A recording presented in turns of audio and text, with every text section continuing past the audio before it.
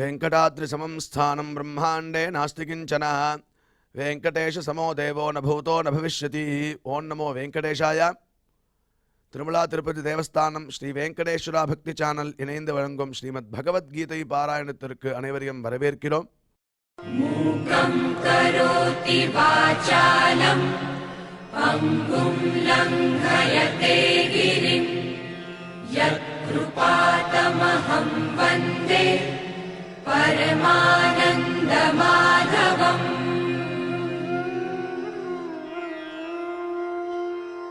करारविन्देन पदारविन्दम् मुखारविन्दे विनिवेशयन्तम् वटस्य पत्रस्य पुटे शयानम् बालं मुकुन्दम् मनसा स्मरामि.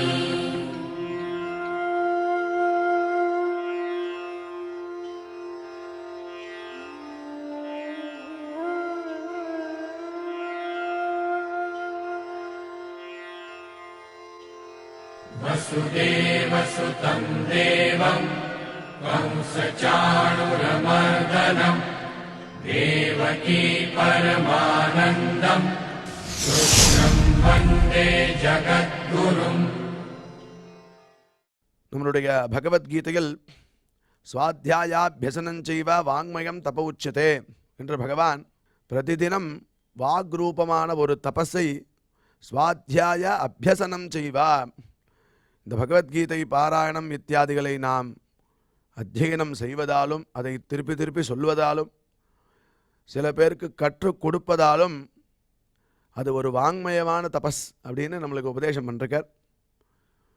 அது உண்டு இல்லாமல் யத சத்யம் யதோ தர்ம யதோ ஹ்ரீரார்ஜவம் யத ததோ பவதி கோவிந்தா யத கிருஷ்ணஸ்ததோ ஜெயா அப்படிங்கிற ஸ்லோகத்தில் எடுத்து பார்க்கும்போதே எந்த இடத்துல சத்தியமும் தர்மமும் ஈஸ்வர விரோதமான காரியத்தில் வெக்கவும் யதா ஹ்ரீஹி ஆர்ஜவம் யதா ஹிருதயத்தில் ஒரு நேர்மை இருக்கோ அந்த இடத்துல கோவிந்தன் அங்கேயே இருக்கானா. அதனால் இந்த குணங்களை நம்ம வளர்த்துக்கணும். சத்தியமாக இருக்கணும், தர்மமாக இருக்கணும், ஈஸ்வர விரோதமான காரியங்களில் வெக்கப்படணும், அதில் ஈடுபடவே கூடாது. அது உண்டு இல்லாமல் ஆர்ஜவம் ஹிருதயத்தில் ஒரு நேர்மை எப்பயும் இருந்ததுன்னா அந்த இடத்துல பகவான் கோவிந்தன் நம்ம கூடயே இருப்பானா. அதனால் என்ன ஆகுதுன்னா யத கிருஷ்ணஸ் ததோ ஜெயா, எங்கே கோவிந்தன் இருக்கானோ அந்த இடத்துல எடுத்த காரியம் எல்லாம் வெற்றியாகிறது அப்படின்னு நம்மளுக்கு சாஸ்திரம் அழகாக நம்மளுடைய குணத்தையும் மேம்படுத்திண்டு பகவத் பிரீத்திகரமான காரியங்களையும் செய்துண்டு தத்வாரா கோவிந்தனை நம்ம கூடயே வச்சுக்கலாம் அப்படின்னு அழகாக சொல்லி கொடுக்கறது. அவ்வாறே இன்றைய பகவத்கீதை பாராயணத்திற்கு முதல்ல ரொம்ப மனோநிலையை சரியாக வச்சுண்டு நம்ம பகவான்கிட்ட ஈடுபடுறதுக்கு முன்னாடி குரு பிரார்த்தனை மற்றும் சங்கல்பத்தோட இன்றைய நிகழ்ச்சியை நாம் துவங்கலாம்.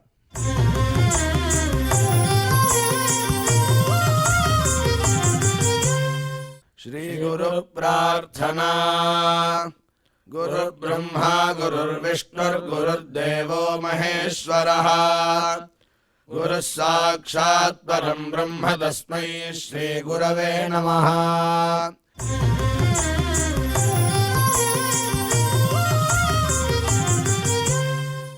श्रीनिवास प्रार्थना. नमः क्षीराब्धिनाथाय वैकुण्ठाचलवासिने मुकुन्दाय नमो नित्यम् आनन्दाय नमो नमः.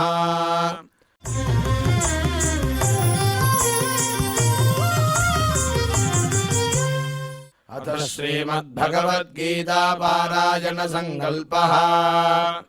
श्रीमदादिवराह क्षेत्रे विराजमानस्य अखिलाण्डकोटि ब्रह्माण्ड नायकस्य श्रीपद्मावती जानेः भगवतः श्रीवेङ्कटेश्वर स्वामिनः दिव्यसन्निधौ जगद्गुरोः श्रीकृष्ण परमात्मनः अनुग्रहेण समस्त प्रपञ्चस्य विशेषतः भारतदेशस्य उत्तरोत्तर शुभसम्पत्समृद्ध्यर्थम् श्रीमद्भारतदेशगत तपस्विजन तपोबलवृद्धिद्वारा समस्तस्यापि मानवसमाजस्य सर्वारिष्टपरिहारार्थम् एतद्देशवासिनां सर्वेषां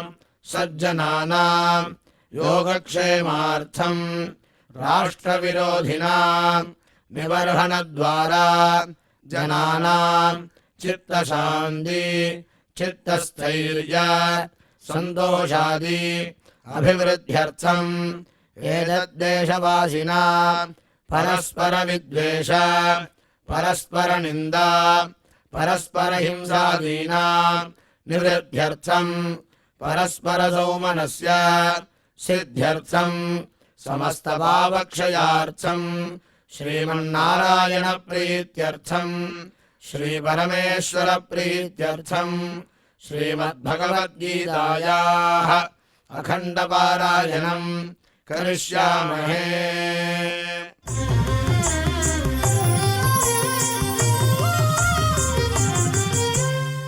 श्रीगीता प्रार्थना श्रीवत्साङ्गम् महोरस्कम् वनमाला विराजितम् शङ्खचक्रधरम् देवम् कृष्णम् वन्दे जगद्गुरुम्।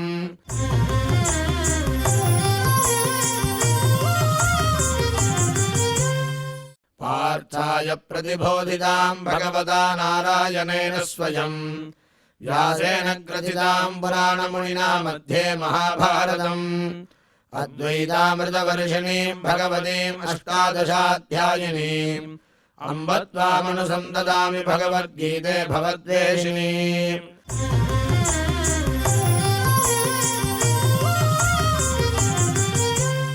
श्रीवेदव्यास प्रार्थना व्यासम् वसिष्ठनप्तारम् शक्तेः पौत्रमकल्मषम् पराशरात्मजम् वन्दे सुखदातम् तपोनिधिम्। यत्र योगेश्वरः कृष्णो यत्र पार्थो धनुर्धरः तत्र श्रीर्विजयो भूतिर्ध्रुवाणि धर्मधर्मम।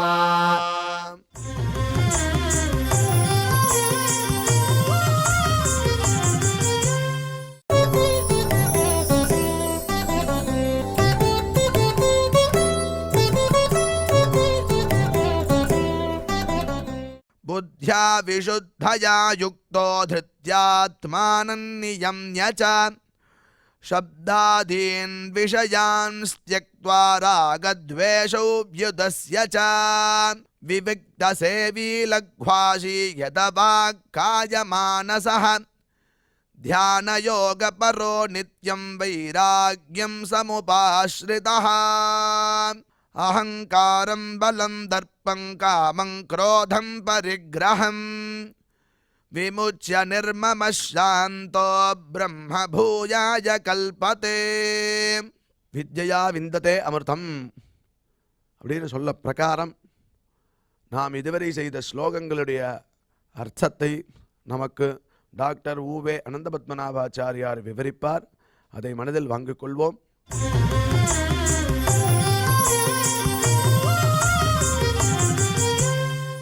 बुद्ध्या विशुद्धया युक्तः धृत्यात्मानं नियम्य च शब्दादीन् विषयान् त्यक्त्वा रागद्वेषौ व्युदस्य च विविक्तसेवी लघ्वाशी यतवाक्काय मानसः ध्यानयोगपरो नित्यं वैराग्यं समुपाश्रितः। अहंकारं बलं दर्पं कामं क्रोधं परिग्रहं विमुच्य निर्ममः शान्तः ब्रह्मभूयाय कल्पते। ஓம் நமோ பகவதே வெங்கடேஷாய. இந்த 3 ஸ்லோகங்கள் சேர்ந்து ஒரே அன்வயம்னா அர்த்தம்னா ஒரே அர்த்தத்தை நமக்கு விரித்துரைக்கக்கூடியது. 6ஆம் அத்தியாயத்தில் பகவான் ஆரோக்கியமாக வாழ்வதற்கு வழியெல்லாம் சொன்னான். 6ஆம் அத்தியாயத்திலே சொன்னால் நடுவுலையும் சில இடத்துல சொல்லியிருக்கான். அதாவது அளவாக சாப்பிடணும், அளவாக தூங்கணும், அளவாக வாக்கிங் பண்ணணும், எல்லாமே அளவாக இருக்கணும். அளவு அப்படின்னு இருக்கு இல்லையா, அதி என்பதாக விடக்கூடாது. அதிதானாத் பலிர்பத்தா அதிமானாத்து சுயோதனஹா. வினஷ்டோ ராவணோ லௌல்யாத் அதி சர்வத்திர வர்ஜயேத் என்று ஒரு பிரமாண வாக்கியம் சொல்லுகிறது.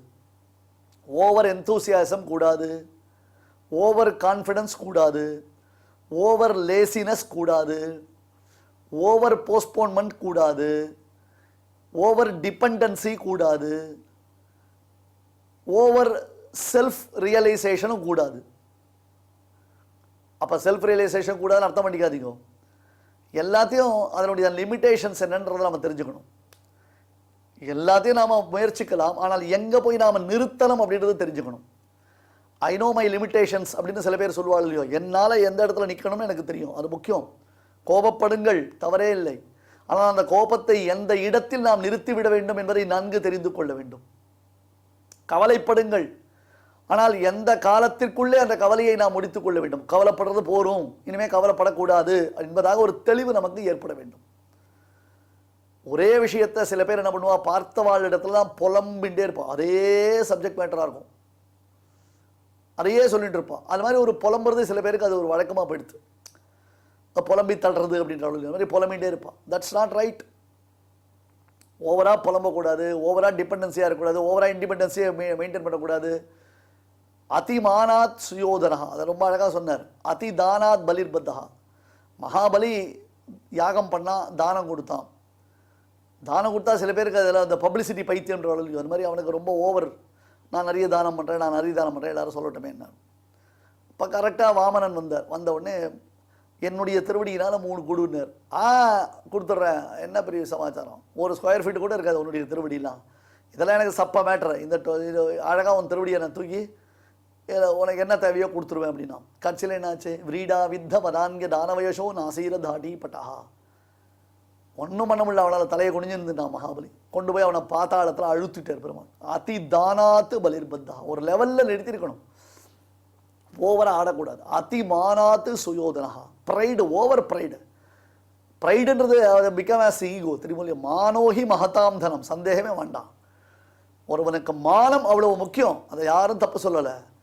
ஆனால் 5 கிராமமாவது கொடு, அட்லீஸ்ட் 5 கிராமத்தை கொடு, நாங்கள் அட்ஜஸ்ட் பண்ணிக்கிறோம்னு சொன்னால் 5 கிராமம் கொடுத்தா நான் அவளுக்கு அடிமைப்பட்டவனா ஆயிடுவேன்னு. இது என்னையா பைத்தியக்காரத்தனமாக இருக்குது. சில பேர் அந்த கோபத்திலேருந்து கீழே இறங்கி வந்துட்டாள்னா அவள் தோத்துட்டு தான் நினச்சிக்கிறான். ஐயோ இது பெரிய பிரச்சனை. பெருமாள் இந்த பகவத்கீதை எத்தனையோ தடவை இதுக்கு சொல்யூஷன் கொடுத்துருக்காரு. பட் அது கேட்குறது தான் நமக்கு ஈகோ தடுக்கிறது. அது கேட்குறதுக்கு நான் தயாராக இல்லையே. அதிமானாத் சுயோதனஹா. ஊசி 3 நிலை கூட நான் கொடுக்க மாட்டேன் பாண்டவர்களுக்கு. நான் போடா செத்தாலும் ஒட்டுமொத்தமாக அவன் நினச்சிட்டார். அவரோபித்தவான் ஸ்ருதேகே அபார்த்தான்னார் சுவாமி தேசிகன். இந்த கௌரவர்கள் பேச்சு கூட யார் காதலையும் விழாதபடி எல்லாருக்கும் பாண்டவர்களை தூக்கி வச்சுட்டான் பெருமாள். கௌரவர்கள்ட்ட அந்த பேச்சு கூட யார் காதலையும் விழல. அபார்த்தான் அப்படின்னா காதலே விழல அந்த சப்தம். அப்படி ஆயிடுது. அதிமானாத்து சுயோதனஹா. வினஷ்டோ ராவணோ லௌல்யாத். அவன் என்ன பண்ணான், ஏதோ அப்சர ஸ்திரீகள்கிட்ட ஆசைப்பட்டான், ஓய்ஞ்சு போகிறது சொல்லிட்டான். லோகமாதா ஜெகஜனனி சர்வேஸ்வரி அப்பேற்பட்டதான பிராட்டின் இடத்துல அபச்சாரப்பட்டான். எவ்வளோ மகா பாப்பியாக இருக்கணும், கிராத்தகனாக இருக்கணும். அதி சர்வத்தில் வர்ஜகிர். இதே தான் ஆரோக்கியமாக இருக்கிறதுக்கு ஒரு ப்ரிஸ்கிரிப்ஷன் சொல்கிறேன். சுவாமி தேசிகன் ஆரோக்கியமாக இருக்கிறதுக்கு ஒரு ப்ரிஸ்கிரிப்ஷன் கொடுத்தார். உபயுக்தேஷு வைஷத்தியம் திரிவர்க்க நிரபேட்சதா கரணத்ரய சாரூப்பியம் இது சௌக்கிய ரசாயனம்னு. நாம் கட்டாயம் தெரிந்து கொள்ள வேண்டிய விஷயத்தை தெரிந்து கொண்டே ஆக வேண்டும் சுவாமி. அதில் நம்ம மிஸ் பண்ணவே கூடாது. இன்றைக்கி ஏதோ உடம்பு சரியில்லைன்னு டாக்டர்கிட்ட போகிறோம். அப்போ டாக்டர் ஒரு மெடிசன் எழுதி கொடுக்குறார். அந்த மெடிசின் வந்த உடனே நாம் என்ன பண்ணுறோம், அந்த பொடி எழுத்தில் எழுதி வச்சுருக்கிறதெல்லாம் போய் படித்து தெரிஞ்சுக்கிறோம். இல்லைனா கூகுள் பண்ணி அந்த மெடிசனில் என்னென்ன இருக்குது, என்னென்ன மாலிக்யூல்ஸ் கலந்துருக்கான், இன்க்ரீடியன்ஸ் என்ன கலந்துருக்கான், அதை பண்ணியிருக்கான்னு சொல்லிட்டு நெக்ஸ்ட் டைம் டாக்டர்கிட்ட போச்சு அந்த மெடிசின் பற்றி நுக்கன் காரணரை பற்றி பேசுகிறத ரொம்ப பெருமையாக நம்ம நினச்சிக்கிறோம். அதாவது மெடிக்கல் படிச்சுட்டு உட்கார்ந்துட்டு இருக்கிற டாக்டர் முட்டாள். நமக்கு நிறைய விஷயங்கள் தெரியறது, நாம் நிறைய விஷயங்கள் தெரிந்து கொண்டிருப்பதாக நம்மை வெளிப்படுத்தி கொள்கிறோம். அது எவ்வளோ பெரிய முட்டாள்தனம் அது. அதை தான் ரொம்ப மெத்த படித்த மேதாவியாக நினச்சிக்கிறான். அதுவும் அந்த டாக்டர்கிட்ட பற்றியா இதெல்லாம் நான் தெரிஞ்சுட்டுருக்கேன்னு சொல்லிக்கிறதுல ஒரு பெரிய பெருமை சில பேருக்கு ஏற்பட்டிருக்கு. எனக்கு ஒரு வேடிக்கை தான். அந்த டாக்டர் ஒருத்தர் சொன்னார் ரொம்ப வருத்தப்பட்டு, இவன் என்ன பண்ணுறான், கண்டதை சாப்பிட்றான், கண்டபடி தூங்குறான், கண்டபடி முழிச்சுக்கிறான், கண்டபடி திரியறான், எதெல்லாம் சாப்பிடக்கூடாது அதெல்லாம் சாப்பிட்றான். அப்புறம் உடம்புக்கு முடியலன்னு என்கிட்ட வரான். என்கிட்ட வந்தால் நான் ஒரு மருந்து எழுதி கொடுக்குறேன். அந்த மருந்தை வாங்கிட்ட பேஷண்ட்டை என்னை பார்த்து ஒரு கேள்வி கேட்குறான் பாரு. அப்படியே அவன் மண்டை மேலே ஒரு போடு போடலாம் போல் எனக்கு ஆத்திரம் வருது அப்படின்னார். என்ன டாக்டர் கேட்குறாரு அவர் அப்படின்னு. இந்த மருந்து சைடு எஃபெக்ட்ஸ் எதுவும் பண்ணாதான்னு கேட்குறான் அவன். எப்படி இருக்கும் எனக்கு ஆத்திரம்னாரு டாக்டர். நிஜமாவே ஐ பிட்டி ஆன் ஹிம். டாக்டர் பேரில் எனக்கு ஒரு பரிதாபம் தான். அவன் கண்டதை தின்னுவானா, கண்டபடி திரிவானா, கண்டபடி சுற்றுவானா, அப்போ உடம்பு கெட்டு போகுமா? அதுக்கு டாக்டர் வந்து வைத்தியம் பண்ணச்சே ஒரு மருந்து கொடுத்தாரா, அந்த மருந்து என்ன பாதிக்குமா, இது ஹார்ம்ஃபுல்லா இல்லையோ இல்லையோன்னு கேட்குறான். என்ன முட்டாள்தனம் இல்லை? சரி, விஷயத்துக்கு வருவோம். அப்போ அந்த மருந்த சீட்டை படித்து அந்த மருந்து அதுதானான்னு தெரிஞ்சுண்டு அந்த மருந்தில் என்னென்ன கலக்கப்பட்டிருக்குன்னு தெரிஞ்சுக்கிண்டு அதை நான் பெருசாக எனக்கு கிடைச்ச பெருமையாக நினச்சிக்கிறேனே. நம்ம சம்பிரதாய கிரந்தங்கள் என்னென்ன, அந்த கிரந்தங்களில் சொல்லப்பட்டிருக்கக்கூடிய விஷயங்கள் என்னென்ன, அதில் எனக்கு எத்தனை பர்சன்டேஜ் தெரியும், அதில் எனக்கு என்ன ப்ரைடு இருக்குன்னு யாரும் யோசிச்சோமா? தேசிகன் சாதித்தார், உபயுக்தேஷு வைஷத்தியம். இங்கே பாரு, தெரிந்து கொள்ள வேண்டிய விஷயங்களை கட்டாயம் தெரிஞ்சுக்கணும். அப்படி தெரிஞ்சுக்கலன்னா நீ எல்லாம் என்ன அப்படி கேட்டார். மனுஷ ரூபேன மிருகாஹா சரந்தி, மனிதனுடைய வடிவில் நீ நடமாடக்கூடிய ஒரு அனிமல் அப்படின்ட்டார். மனுஷ ரூபேன மிருகாஹா சரந்தி, மனிதன் வடிவில் நடமாடக்கூடிய ஒரு அனிமல் அப்படின்ட்டார். ஆனால் உபயுக்தேஷு வைஷத்தியம், திரிவர்க்க நிரபேட்சதா. திரிவர்க்க நிரபேட்சதான்னு அர்த்தம் திரிவர்க்கம் நல்லா புரிஞ்சுக்கோங்க. தர்மம், அர்த்தம், காமம், இது மூணுத்துல நமக்கு இன்ட்ரெஸ்ட் வரக்கூடாது. தர்மம், அர்த்தம், காமம், இது மூணுத்துல நமக்கு இன்ட்ரெஸ்ட் வரக்கூடாது. மோட்சத்தில் தான் இன்ட்ரெஸ்ட் வரணும். கரணத்ரய சாரூபியம், வாக்கில் ஒன்று பேசுறது, செயலில் ஒன்று செய்யறது, மனசில் ஒன்று நினச்சிக்கிறது, இது மூணு இருக்கக்கூடாது. இது சௌக்கிய ரசாயனம். இப்படி இருந்துட்டியான ஒரு மனிதன் நன்கு ஆரோக்கியமாக வாழ்வதற்கு உரியதான பிரிஸ்கிரிப்ஷன் இதுதான் என்று தேசிகன் அழகாக இந்த பிரிஸ்கிரிப்ஷனை நமக்கு ப்ரிஸ்கிரைப் பண்ணி காமிச்சிருக்கேன். சுவாமி தேசிகன் இப்படி ஒரு நல்ல பிரிஸ்கிரிப்ஷனை நமக்கு எடுத்து கொடுத்துருக்கார். சரி, இப்போ மறுபடியும் பகவத்கீதைக்கு நாம் வருவோம். ஆரோக்கியமாக வாழ்வதற்கு உரியதான வழிமுறைகள் என்ன என்றால், முதல்ல யுக்த ஆகாரா, யுக்த விகாரா, யுக்த சேஷ்டா. தேவையான அளவு சாப்பிடணும், தேவையான அளவு நடக்கணும், அதிகமாக நடக்கக்கூடாது, அதிகமாக சாப்பிடக்கூடாது, ஏகாந்தமாக இருக்கணும். எப்போ பார்த்தாலும் இவா கூட சேர்ந்து பேசிட்டு இருக்குது, அவா கூட சேர்ந்து பேசிட்டு இருக்கு. இன்றைக்கி பாருங்கள், பெரும்பாலான சமயம் நாம் ஃபோனில் கழிக்கிறோம்னா அது தனிமையினுடைய பெருமை இல்லை, தேவையில்லாத விஷயங்களில் நம்முடைய கான்சன்ட்ரேஷனை நம்ம வீணாக்கிட்டு இருக்கோம், நம்முடைய எனர்ஜியை வீணாக்கிட்டு இருக்கோம், நம்முடைய எனர்ஜியை வீணாக்கிட்டு இருக்கோம். நல்ல மழை பெய்யறது, ஏரி குளம் வாய்க்கால்லாம் நல்லா ரொம்பிடுத்து, அதுக்கப்புறம் அந்த தண்ணியை என்ன பண்ணுறதுன்னு தெரியல, திறந்து விட்டான், நேராக போய் சமுத்திரத்தில் போய் சேர்ந்து விடுத்து. சமுத்திரத்தில் கலந்த பிறகு அந்த தண்ணீரை மறுபடியும் பிரித்தெடுத்து நம்மளால் பயன்படுத்தி கொள்ள முடியுமா? இப்போ சமுத்திரத்தில் வீணான தண்ணீரை நம்மளால் மறுபடியும் பிரித்தெடுத்து பயன்படுத்தி கொள்ள முடியுமா? சமுத்திரத்துக்கு தண்ணீர் போக வேண்டியது தேவைதான், அதுக்காக மொத்தத்தையும் சமுத்திரத்தில் கலக்க விட்டுடலாமா? அதுபோல நம்முடைய காலத்தை நம்ம முழுக்க தேவையில்லாத விஷயங்கள்லேயே செலவழித்து கொண்டிருக்கிறோம். ஒருவனுக்கு ஆத்ம தத்துவத்தில் விசுத்தமான நல்ல புத்தி, ஜம்மர் பிரகாசிக்கக்கூடிய விகசிக்கக்கூடிய புத்தி ஏற்படணும் அப்படின்னு சொன்னான். அவன் அண்ணா ஆத்மாவை அடக்கணும், என்ன சாப்பிடணுமோ அதை சாப்பிடணும், எதை பார்க்கணுமோ அதை பார்க்கணும், எதை பேசணுமோ அதை பேசணும், தேவையில்லாமல் பேசிட்டு இருக்கக்கூடாது, தேவையில்லாத விஷயங்களில் தலையிடக்கூடாது, மற்றவர்கள் என்ன செய்கிறார்கள், மற்றவர்கள் என்ன பேசுகிறார்கள், மற்றவர்கள் என்ன நினைக்கிறார்கள், மற்றவர்கள் என்ன செய்வார்கள் என்னும் எண்ணத்திலிருந்து நாம் வெளியில் வரணும். இன்னைக்கு மக்கள் எல்லாருக்கிட்ட இருக்கக்கூடிய ப்ராப்ளம் அதுதான். ஒருத்தருக்கு ஒருத்தர் ஃபோன் பண்ணினோம்னா இன்னைக்கு என்ன சமையல் என்பதில் ஆரம்பித்து நாம் வம்பு பேசுறதுக்கு ஆசைப்படுறோம், வம்புக்கு அலையிறோம். நம்ம ஏதாவது நமக்கு ஒரு விஷயம் கிடைக்காதா,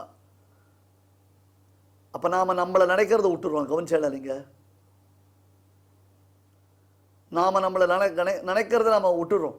நம்மை நாம் நினைத்து பார்ப்பதற்கு நமக்கு நேரம் கிடைப்பது இல்லை.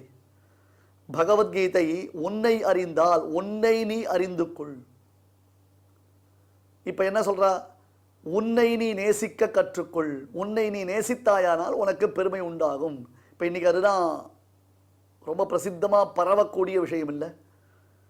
பகவத்கீதை அதான் சொல்றது. அதுதான் ஆத்ம தியானம்னு பேர். அதுக்கு தான் ஞான யோகம்னு பேர். உன்னை நேசிப்பது, உன்னை உணர்வது, உன்னை அறிவது, உன்னில் உன்னையே நீ ஆனந்தமாக அனுபவிப்பது. அது எவ்வளவு பெரிய விஷயம் தெரியுமா? உன்னில் உன்னை நீ ஆனந்தமாக அனுபவித்துக் கொண்டிருக்கிறது. ஆத்மன்யேவ ஆத்மனா துஷ்டா. உன்னை ரசிக்க ரசிக்க உனக்கு ஒரு ஆனந்தம் உண்டாகும். ஆனால் இன்னைக்கு மற்றவர்கள் சொல்லும் விஷயத்திற்கும் பகவத்கீதை சொல்ற விஷயத்துக்கும் வித்தியாசம் இருக்கு. பகவத்கீதை உன்னை என்பதை ஆத்ம விஷயமாக்கி சொல்லுகிறது. ஆனால் இந்த திரைப்பட நடிகர்கள் அல்லது விளையாட்டு வீரர்கள், அரசியல்வாதிகள் அல்லது மற்றவாள்லாம் வச்சுக்கோங்களேன், நமக்கு ரோல் மாடல் இவாள் தான் நமக்கு ரோல் மாடல். வியாசரோ, வால்மீகியோ, பராசரரோ, சுவாமி தேசிகனோ, பராசர பட்டரோ இவாள் நமக்கு ரோல் மாடல் இல்லையே. அவ என்ன பண்றா? உன்னை நேசிக்க கற்றுக்கொள்ளா அவ தேகத்தை தான் காமிக்கிறா. நீங்க புரிஞ்சுக்கோங்க. நான் என்னை என்னைக்கு நேசிக்க ஆரம்பிச்சனோ அன்னைக்கே நான் நகம் வளர்க்க ஆரம்பிச்சுட்டேன். நான் என்னைக்கு நேசிக்க ஆரம்பிச்சுட்டனோ அன்னைக்கே நான் மேக்கப் போட்டுக்க ஆரம்பிச்சுட்டேன். நான் என்னைக்கு நேசிக்க ஆரம்பிச்சனோ அன்னைக்கே எனக்கு பிடித்த உடைகளை நான் அணிந்து கொள்ள ஆரம்பித்து விட்டேன்.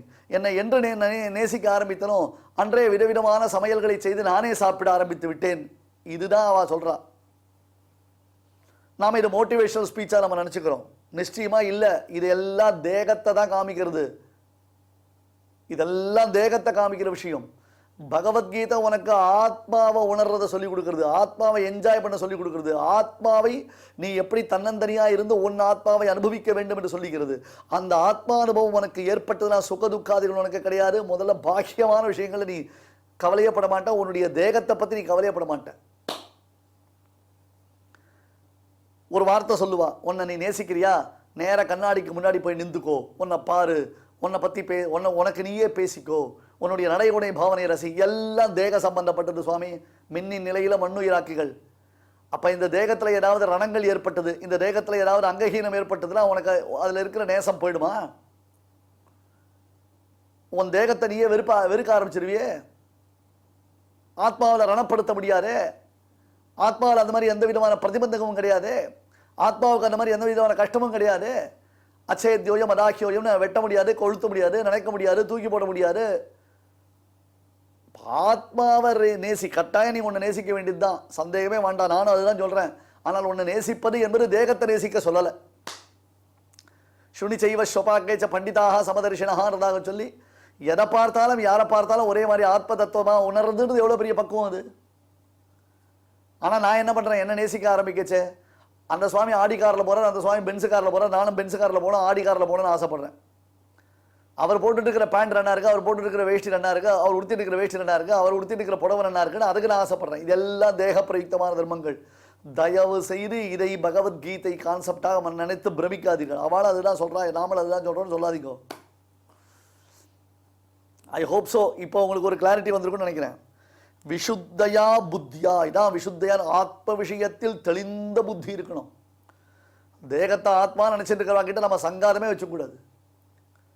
தேகத்தையே ஆத்மாவா நினைச்சது சுத்தி இருக்கிறவாள்கிட்ட நமக்கு சங்காரமே. நல்ல காலம்ப்பா, இவ அசோசியேஷன் நமக்கு இல்லாமல் இருக்குது, நமக்கு எவ்வளோ நல்லதுன்னு நினச்சிக்கணும். நம்ம விஷுத்தையா புத்தியா அப்படின்னா ஆத்ம தத்துவ விஷயத்தில் தெளிவான புத்தியுடன் கூடியவனாய், திருத்தியா, திருத்தியா நான் வைஷயிக விஷயங்களில் உலகியல் இன்ப துன்பங்களில் விழாத, ஆத்மானம் அதில் மனசு விழக்கூடாது. எனக்கு யாருமே இல்லை, என் கூட யாருமே பேசலை, என்னை யாருமே கவனிக்க மாட்டேன்றா, எனக்கு யாருமே ஹெல்ப் பண்ண மாட்டேன்றா. என்னத்துக்கும் உனக்கு இந்த இந்த ஒரு பிளாக்கணும்? யார் வரணும்? உனக்கு என்ன பண்ணணும்? சரி, அப்படிதான் உனக்கு கூட வரத்துக்கு எல்லாத்துக்கும் சித்தமாக பெருமாள் இருக்காங்க, அவங்ககிட்ட அசோசியேட் பண்ணிக்க வேண்டியது தானே. சுவாமி நமக்கு அன்னையாய் அத்தனாய் என்னை ஆண்டிடும் தன்மையான்னு இருக்கக்கூடிய பெருமாள் நம்மக்கிட்ட கோச்சிக்க மாட்டான், சண்டை போட மாட்டான், நமக்கு அனுகிரகம் பண்ணக்கூடியவன், நம்ம பிரார்த்தனை பண்ணால் அந்த பிரார்த்தனைக்கு செவி சாய்க்கக்கூடியவன். அந்த பெருமாள் இருக்கான்.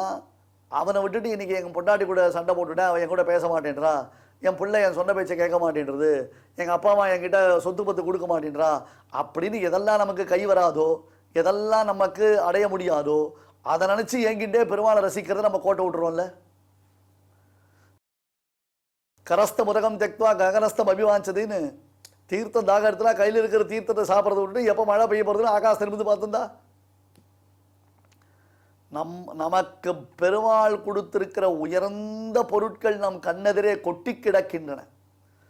அவற்றையெல்லாம் ரசிப்பதை விட்டுவிட்டு நாம் ஏதோ ஒன்றை அடைவதற்கு இன்னும் வருத்தத்தில் ஆழ்ந்திருக்கிறோம். அது வாண்டான் ஆத்மாராமன் அதை விட்டுடணும். அவன் அதை கவலையப்பட மாட்டான். அதான் தேகத்தை கவலைப்பட மாட்டான். இன்றைக்கி நான் ஒரு ட்ரெஸ்ஸு போட்டுட்டேன், அந்த ட்ரெஸ்ஸுக்கு ஏற்ற நெயில் பாலிஷ் கலர் எனக்கு கிடைக்கலன்னா மூட் அவுட் ஆயிடுறேன். என்ன பைத்தியக்காரத்தனம் கேட்டால் என்ன நான் நேசிக்கிறேன் இல்லையான்றார். ஐயோ ராமா,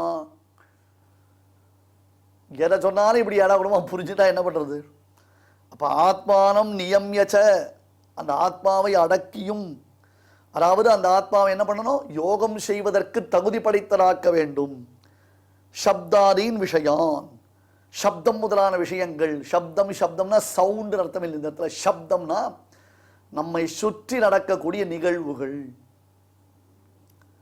உட்காந்துட்டே இருக்கோம், பக்கத்தில் ஒரு ரேடியோவில் சினிமா பாட்டு போடுறா, உடனே மனசு அதில் ஈர்க்கப்படுறது, அந்த சினிமா பாட்டை கேட்கணும்னு ஆசைப்படுறோம். ஏகாதசி அன்னைக்கு உபவாசம்னு ஆரம்பிக்கிறோம்.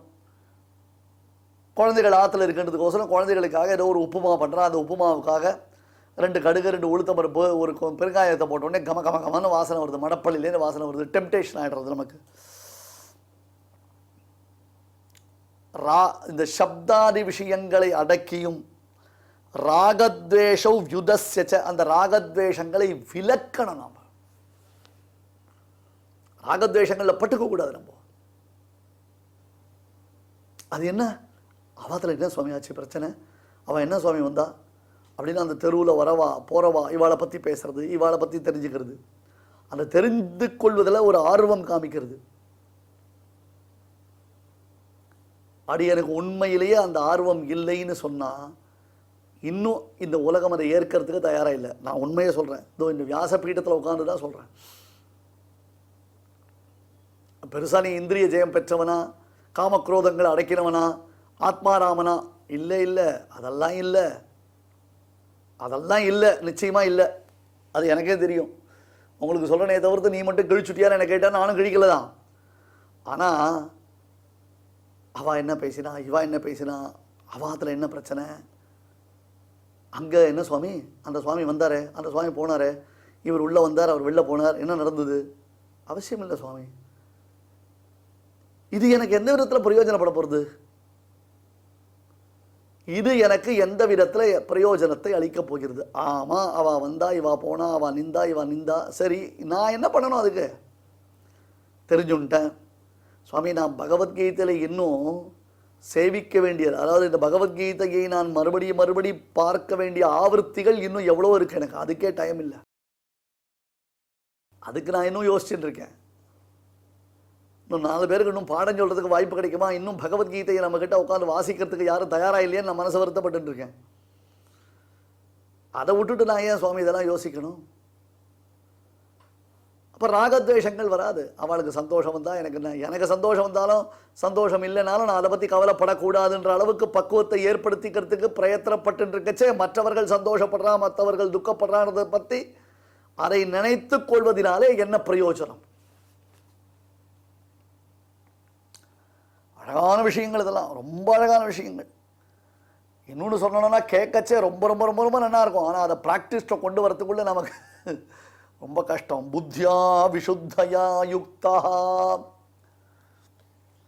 புத்தியா விசுத்தயா யுக்தா, விசுத்தயா புத்தியா யுக்தா, விசுத்தேன மனசா கிராஹ்யா, திருத்யா ஆத்மானம் நியம்யச்ச. ஆத்மாவை புட்டி வெளில போகாமதபடி பிள்ளை உள்ள இழுத்து உட்கார வை. வைஷயிக சுகங்களில் புத்தி போகாதபடி அதை தடுக்கணும். சப்தாதீன் விஷயான் ஸ்தக்த்வா, என்ன கிடைச்சதா கிடைச்சது, கிடைக்கலையா கிடைக்கல, கிடைச்சதுன்றதுனால சந்தோஷம், கிடைக்கலைன்றதுனால வருத்தம், ஏன் அதை உட்காந்துக்கணும்? ஒரு ராஜாவுக்கு சந்தேகம் வந்துதான். ஒரு சன்னியாசிக்கிட்ட போனான், சுவாமி உன் மேலே எப்படி இப்படி அமைதியாக உட்கார்ந்துட்டு இருக்க முடியாது? என்னால் ஒரு 10 நிமிஷம் கூட அமைதியாக உட்கார முடியல, ஏதாவது ஒன்று பிரச்சனை வந்துட்டே இருக்கு. ஒன்றுமே இல்லைனா கூட டக்குன்னு ஃபோன் எடுத்து நான் நோண்டிகிட்டே இருக்கேன். நான் ஏதோ ஒன்று பண்ணிட்டு இருக்கேன், என்னால் ஒன்றுமே பண்ண முடியாது. நகி கஷ்டித்து க்ஷணமப்பி ஜாத்து திஷ்டத்ய கர்ம கிருத்து கீழே சொன்னான். ஞாபகம் இருக்கா கீத வாக்கியம்? ஒரு க்ஷணம் கூட பேசாமல் இருக்க முடியல. நீங்கள் எப்படி இப்படி எல்லாத்துக்கும் அமைதியாக இருக்கீங்க, எப்படி உங்களால் இதை சர்வே பண்ண முடியறதுன்னா ஞானி சொன்னார். அப்படியா, சரி வா என் கூட அப்படின்னு. போகலான்னு சரி வரேன்ட்டான். காடு மலை மேடு வனாந்தரங்கள் தாண்டி போயிட்டு இருக்கான் ராஜா. போயிட்டே இருக்கான். உடனே அங்கேருந்து ஒரு ஒற்றன் வந்தான். மன்னர் மன்னா, பக்கத்து தேசத்தை ராஜா நம்ம மீது படையெடுத்து வருகிறான்னா. ஐயோ அப்படியாண்ணா. மகரிஷி சொன்னார், ஆய் எங்கேயும் போகக்கூடாது, என் பின்னாடி வாடினார். என் பின்னாடி வாடினார். கொஞ்சம் தூரம் வந்தான். மன்னர் மன்னா, தங்கள் தாயாருக்கு மிகுந்த உடம்பு சரியில்லை, ரொம்ப கஷ்டப்பட்டு இருக்கா, கடைசி பெட்டில் இருக்காவோ, நீங்கள் தான் உடனே வரணும், உங்களை பார்க்கணும்னு துடிக்கிறானா. ஐயோ அதோ கிளம்பிட்டேன்னா. மகரிஷி, டாய் பேசாம இரு, வாயன் கூட அப்படின்ட்டு கொஞ்சம் தூரம் போனோடனே திருப்பியும் ஒற்றன் வந்தான். மன்னர் மன்னா, பட்டத்திராணியார் தங்களிடத்தில் ஒரு செய்தியை தெரிவிக்க சொன்னார். இன்னும் 1/2 மணி நேரத்துக்குள்ளே நீங்கள் அரண்மனைக்கு திரும்பலைன்னா மகாராணியார் உங்களை விவாகரத்து பண்ணுறேன்னு சொல்லிட்டான்னா. ஐயோயோ நான் கிளம்பினான். மகரிஷி, இருப்பா எங்கேயும் போகாத. அட போங்க சாமி, உங்கள் பின்னாடி போனால் எனக்கு ராஜ்யம் போகிறது, அம்மா போகிறா, அப்புறம் பொண்டாட்டியே கிளம்பி போயிடுறான். அவள் போயிட்டா அப்புறம் நான் என்ன பண்ண முடியும்? 1/2 மணி நேரத்துக்குள்ளே நான் அரண்மனைக்கு திரும்பலை அப்படின்னா அவள் கிளம்பி போயிடுவேன்ட்டா, டைவர்ஸ் நோட்டீஸ் கொடுப்பேன்ட்டா. ஐயோ என்னால் முடியாதுண்ணா. மகரிஷி சொன்னார், இதான் பிரச்சனை பற்றியா, இத்தனை கமிட்மெண்ட்ஸ் நீ வச்சுட்டுருக்க, எதை விட போகிறேன்? நான் நேற்று ஆசிரமத்துலேருந்து கிளம்பினேன், என்ன பண்ணேன், கையில் ஒரு கமெண்டில் வச்சுருக்கேன், அதை கூட தூக்கி போட்டால் ஒன்றும் பிரச்சனை இல்லை, எனக்கு வழியில் ஏரி குளத்தில் தண்ணி இருந்து சாப்பிட்டு போயிட்டே இருக்க போகிறேன். ஆனால் உன்னால் அப்படி முடியுமா? ராஜ்யத்தை விட்டுட்டு வர முடியறதா? புத்திரபௌத்திராதிகளை விட்டுட்டு வர முடியறதா? பொண்டாட்டி பிள்ளைகளை விட்டுட்டு வர முடியறதா? ஒன்றும் இல்லை சார். ஒரு ஸ்டேட்டஸில் நாம் பகவத்கீதை கேட்டு ஒரு பக்குவத்தை அடைஞ்சிட்டோன்னு வச்சுப்போம், நமக்கு நாமே ஒரு சர்டிஃபிகேட் கொடுத்துப்போம், நமக்கு பக்குவம் வந்துடுதுன்னு. சரி போகிறோம், நாம் ஏதோ ஏர்ன் பண்ணிட்டோம், நிறைய சம்பாதிச்சிட்டோம், பணம் சம்பாதிச்சாச்சு, நம்ம பசங்களுக்கு ஏதோ சேர்த்து வச்சுருக்கோம், போகிறோம், பெருமாள் கொடுத்துருக்கான் நமக்கு, இருக்கிறத வச்சுட்டு நாம் மேற்கொண்டு காலத்தை ஓட்டினா போருமே, அவள் காரியத்தை பார்த்துக்கலாம். நாம் என்ன பண்ணினோம்? நாமளும் கையில் காரணம் இல்லாமல் 10 பைசா இல்லாமல் தானே இந்த லெவலுக்கு நாம் நன்னா வந்திருக்கோம். இப்போ நம்ம பசங்களுக்கும் பெருமாள் எப்படி வழி காமிக்கிறாலும் வழி காமிக்கிட்டோமே. நாம் எதுக்காக அவளுக்கோசரம் திருப்பி சேர்த்து வச்சுட்டு இருக்கணும்? நமக்கும் ஒரு லெவலுக்கு வயசாகிடுத்து, நாம் இனிமேல் நான் ஒரு நல்ல அத்தியாத்மமான விஷயத்தில் ஈடுபட்டுண்டு இந்த சம்பாதிச்சது போகிறோன்னு நிறுத்திக்கலாம்னு தோன்றதோ அப்படி தோணித்தான் அது பெரிய ஸ்டேட்டஸ். அது நான் நிஜமாக ஐ அப்ரிஷியேட் தட். அப்படியும் இருக்கா, சில பேர் பார்த்துன்னு தான் இருக்கும். எதில் போய் நாம் ஸ்டாப் பண்ண போகிறோம்? எங்கே போய் நாம் நிறுத்த போகிறோம்? எந்த அளவு நமக்கு போரும்னு தோன்றுறது, எந்த அளவு நமக்கு போருன்ற மாதிரி நாம் அதுக்கு ஒரு லிமிட்டேஷன்ஸ் வச்சுருக்கோம். சொல்ல முடியாது, பண்ண முடியாது, ரொம்ப கஷ்டம். அதனால் புத்தியா விசுத்தயா யுக்தா திருத்தியாத்மானம் நியமியச்ச, கொண்டு வா, ஒரு கண்ட்ரோல் கொண்டு வா, அதை ஒரு லெவலில் கொண்டு வந்து நிறுத்து. சப்தாதீன் விஷயான் ஸ்தெக்வா ராகத்வேஷோ விரசச்ச. இப்போ இதில் பாந்தவியம் காண்பிக்காது, இதில் அட்டாச்மெண்ட் காண்பிக்காத, டிட்டாச்சாயிரு. அதை அட்டாச் வச்சுட்டால்தான் பிரச்சனை. ராஜா மாதிரி கூட போச்ச, எனக்கு ராஜ்யம் வேணும், என் அம்மா வேணும், எங்கள் அப்பா வேணும், என் பொண்டாட்டி வேணும், என் பிள்ளைகள் வேணும். மகரிஷி கமண்டலில் தூக்கி போட்டார், கையை உதறினார், எனக்கு எதுவுமே வேண்டாம்ப்பா, நான் பாட்டுக்கு போயிட்டு இருக்கேன், வா எல்லாரும் போகலாம் அப்படின்னு கிளம்பி போயிட்டு இருக்காரு. அவருக்கு என்ன கஷ்டம் சுவாமி? அவர் எதை கவலைப்பட போகிறார்? அஃப்கோர்ஸ் நம்மால் அதெல்லாம் இருக்க முடியாது, கிரகஸ்தர்கள் நம்ம அதை மாதிரி பண்ண சொல்லலை. ஆனால் நான் அப்படியா இருக்கணும், நான் இப்படியா இருக்கணும், நான் இப்படி தபஸ்வி, நான் கண்ணை மூடினா எனக்கு தியானம் வருது, கண்ணை மூடினா ஞானம் சித்திக்கிறது, இந்த கதையெல்லாம் அடிக்கக்கூடாது. அதுக்காக சொல்ல வரேன். எவ்வளவோ உயர்ந்த ஞானிகள் கூட வாய மூடின்னு இருக்கா. நாம் நன்னா பார்க்கிறோம், எவ்வளோ உயர்ந்த மகாத்மாக்கள் நம்மிடையே இருக்கிறார்கள். அவர்கள்லாம் அவள்லாம் நமக்கு ஞானிகள்னு கூட நாம் உணர மாட்டோம். அவளெல்லாம் துச்சமாக தான் பண்ணுவோம். ஜடபரதர், ரிஷபதேவர் முதலான மகாஞானிகள் யோகிராஜர்கள் இருந்தா அவளை கல்லை விட்டு எரிஞ்சு அடிச்சா இந்த உலகம். இந்த உலகம் எப்பேற்பட்ட உலகம் பாருங்க. ரிஷபதேவர்னு மகாயோகிராஜர். ஒரு சமயம் இந்திரன் 100 வருஷங்கள் மழை பெய்யாமல் அந்த ராஜ்யத்தை வருத்தினான். 100 வருஷங்கள் மழை பெய்யாமல் அந்த ராஜ்யத்தை கெடுத்தான் இந்திரன். அப்ப ரிஷபதேவர் தன்னுடைய தபோபலத்தினால தன் ராஜ்யத்தில் 100 வருஷங்கள் மழை பெய்ய வச்சார்னா எப்பேற்பட்ட யோகிராஜர், மகாத்மா. அவரை கல்லால் அடிச்சிட உலகம் இது போருமா? ஏதாவது சொன்னாரா? இன்னொன்று ராஜாதிராஜ சர்வேஷாம்னு சக்கரவர்த்தியாக இருந்து ஒரு நாயகமாயோட உலகுடன் ஆண்டவன் உலகத்தையே பரிபாலனம் பண்ணினவராயிருந்தால் கூட கடைசியில் எல்லாத்தையும் பரித்தியாகம் பண்ணிட்டு எதுவுமே இல்லாமல் போனார். எப்படி போக முடிஞ்சது அவரால்? எப்படி இருக்க முடிஞ்சது? ஆகாரம் கூட இல்லாமல் வாய்க்குள்ள ஒரு கல்லை போட்டு வாயை மூடிட்டாரு. வாயை திறக்கலையே, ஒன்றும் பேசலையே, பகவத் தியானம் தவிர வேற எதுவும் பண்ணலையே. அந்த மாதிரி ஒரு நிலைமை இருக்கணும். அந்த மாதிரி ஒரு நிலைக்கு வரணும். புத்தியா விசுத்தயா யுக்தா திருத்யாத்மானம் நியம்ய ச சப்தாதீன் விஷயான் ஸ்த்யக்த்வா ராகத்வேஷௌ யுதஸ்ய ச. ஸ்ரீமதே பகவதே பாஷ்யகாராய நமஹ. இப்பொழுது அடியன் சொல்றதை எல்லாரும் திருப்பி சொல்லுங்க.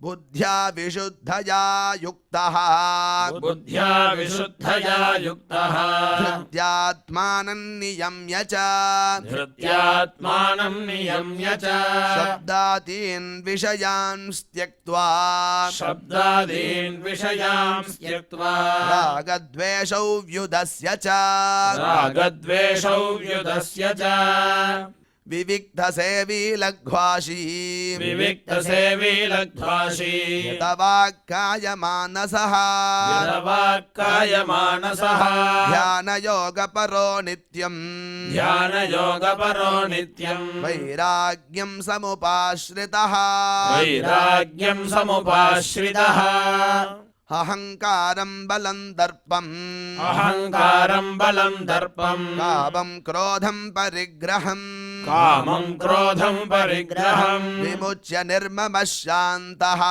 विमुच्य निर्ममः शान्तः ब्रह्मभूयाय कल्पते. ब्रह्मभूयाय कल्पते. இப்பொழுது நாம் அனைவரும் சேர்ந்து பாராயணம் செய்யலாம். बुद्ध्या विशुद्धया युक्तो धृत्यात्मानं नियम्य च शब्दादीन् विषयान् त्यक्त्वा रागद्वेषौ व्युदस्य च विविक्तसेवी लग्ध्वासी यतवाक्कायमानसः ध्यानयोगपरो नित्यं वैराग्यं समुपाश्रितः अहङ्कारं बलं दर्पं कामं क्रोधं परिग्रहम् विमुच्य निर्ममः शान्तो ब्रह्मभूयाय कल्पते. தெய்வத்தை ஆராதிக்கும் உன்னதமான வழிகளில் முக்கியமானது பகவன் நாம சங்கீர்த்தனம். அதனால் என்ன ஏற்படுகிறது என்று கேட்கலாம் இல்லையா? புண்ணியம் ஒன்று ஏற்படுகிறது. அது ஒன்று இல்லாமல் பகவானுக்கு பிரீத்தியானது ஏற்படுறது. இதை பற்றி பார்த்தோன்னா கிம் சம்பாத்தியம் மனுஜைஹி அப்படின்னு பகவத் பாதால் பிரஷ்னோத்தர ரத்னமாலிகா அப்படிங்கிற ஒரு கிரந்தத்தில் கேட்குறார். கிம் சம்பாத்தியம் மனுஜைஹி, மனிதர்களால் எது சம்பாதிக்கப்பட வேண்டியது? அந்த கேள்விக்கு பகவத் பாதாலே பதில் சொல்கிறார். வித்யா வித்தம் பலம் யசா புண்ணியம். வித்யா கல்வி, அடுத்தது வித்தம் பணம், பலம் பலம்னா ஆரோக்கியம் வரதுக்கு உண்டான சக்தி, யசா புகழ், அடுத்தது புண்ணியம். நம்ம என்ன நினச்சிட்டு இருக்கோம்? பகவான் ஆராதிக்கிறதா இருந்தால் எதுவுமே வேண்டாம் அப்படின்னு நினச்சிட்டு இருக்கோம். அப்படி இல்லை. வெல்த்து ஹெல்த்து இது ரெண்டுமே முக்கியம். ரெண்டுத்தையும் நம்ம வளர்க்கணும். ஒரு சமயத்தில் வெல்த்தையும் வளர்க்கணும், ஹெல்த்தையும் வளர்க்கணும். அதோடு சேர்ந்த ஸ்பிரிச்சுவல் அதையும் வளர்க்கணும். அதாவது ஆன்மீக விஷயமான சமாச்சாரமும் வளரணும். நம்மளே வளர்ந்துட்டுருக்கணும் அப்படிங்கிறது தெரியறது இல்லையா? ஆரோக்கியம் பலம் வளரணும்னா நடக்கணும், குளிக்கிறதுனால 10 விதமான லாபம்னு சொல்கிறார். குணாதச ஸ்நானபரஸ்ய சாதோ. பலம் எப்படி வளரும் அப்படின்னா குணாதச ஸ்நானபரஸ்ய சாதோ ரூபஞ்ச தேஜா பலஞ்ச சௌச்சம். ரூபம் வளருமா? தேஜஸ் வளரும், பலம் வரும். ரூபஞ்ச தேஜா பலஞ்ச சௌச்சம். 4வது சௌச்சம். சௌச்சம்னா சுத்தி, அந்தःகரண சுத்தி, பகிஷுத்தி. அந்தःகரண சுத்தி மானசம் ஸ்நானம் விஷ்ணு சிந்தனம் அப்படின்னு சொன்னோம், ஏற்கனவே பார்த்தோம். அதனால் விஷ்ணு சிந்தனம் பண்ணுறதுனால கோவிந்த கோவிந்த கோவிந்தான்னு குளிக்கணும். குளிக்கிறதுனால என்ன ஆகுது? மானசமான ஒரு ஸ்நானம் ஏற்படுறது, சுத்தி வருது.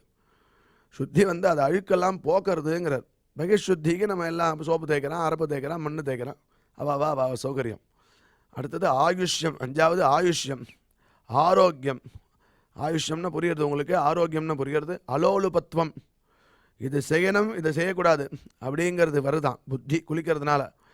அலோலுபத்துவம் துஸ்வப்ன காதா, கெட்ட கனவெல்லாம் போகிறது. தபஸ்ச மேதா, தபஹா 9 தபஸ் அப்படிங்கிறார். மேதா புத்தி சக்தி வளருது. இதுக்கெல்லாம் காரணமாக பலம் இருக்குது. பலமே இல்லைன்னா ஸ்நானம் பண்ண முடியாது இல்லையா? அது பலத்தை சம்பாதனம் பண்ணணும். பலம் யசா. அதுக்கு மேலே நாராயண நாராயண ஜெய ஜெய கோவிந்த ஹரே. ஓம் நாராயண நாராயண ஜெய ஜெய கோபால ஹரே. நாராயண நாராயண ஜெய ஜெய கோவிந்த ஹரே. ஓம் நாராயண நாராயண ஜெய ஜெய கோபால ஹரே. ஓம் நாராயண நாராயண ஜெய ஜெய கோவிந்த ஹரே. ஓம் நாராயண நாராயண ஜெய ஜெய கோபால ஹரே. ஓம் நாராயண நாராயண ஜெய ஜெய கோவிந்த ஹரே. ஓம் நாராயண நாராயண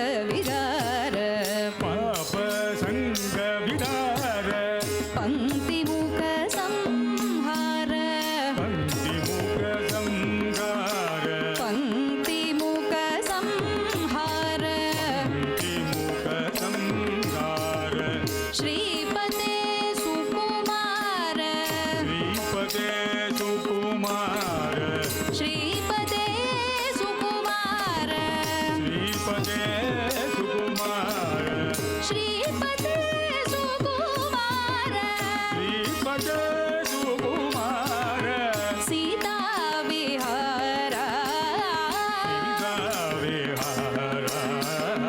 जय जय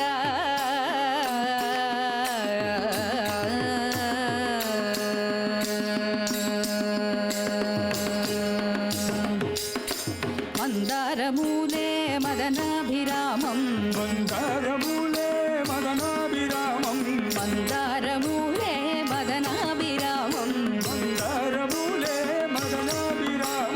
बिम्बादरापूरितवेणुनादम्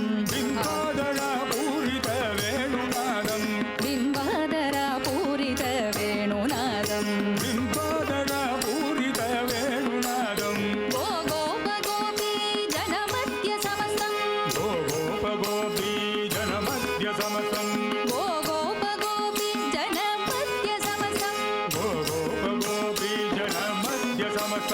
जनमध्य समस्तम् गोपं भजे गोकुलपूर्णचन्द्रम् गोपं भजे गोकुलपूर्णचन्द्रम् जय जय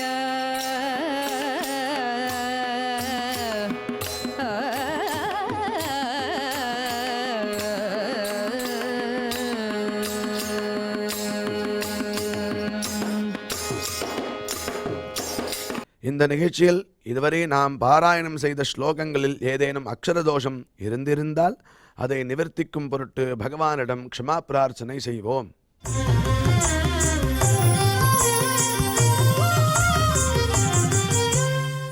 अथ क्षमा प्रार्थना यदक्षरपदभ्रष्टम् मात्राहीनम् च यद्भवेत् तत्सर्वम् क्षम्यताम् देवनारायण नमोऽस्तु ते।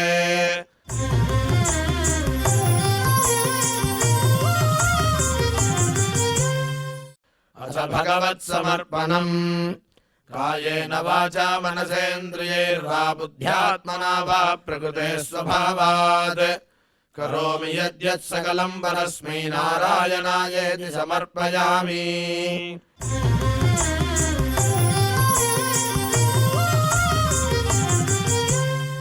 अथ लोकक्षेम प्रार्थना सर्वे भवन्तु सुखिनः सर्वे सन्तु निरामयाः सर्वे भद्राणि पश्यन्तु मा कश्चित् दुःखभाग् भवेत्. சுவாமியின் அருள் நாம் அனைவருக்கும் கிடைக்க வேண்டி மங்களாசாசனத்துடன் இன்றைய நிகழ்ச்சி நிறைவு பெறுகிறது. மீண்டும் நாளை சந்திப்போம். ஓம் நமோ வெங்கடேஷாய.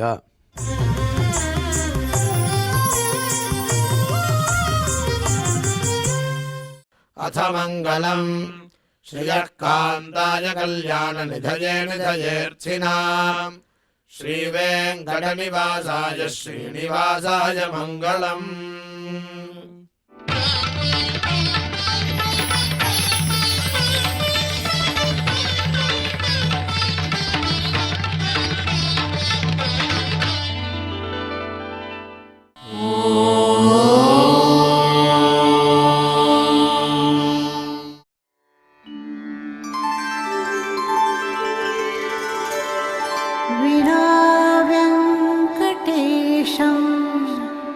ननाथो ननाथः सदा वेङ्कटेशं स्मरामि स्मरामि हरे वेङ्कटेश प्रसीद प्रसीद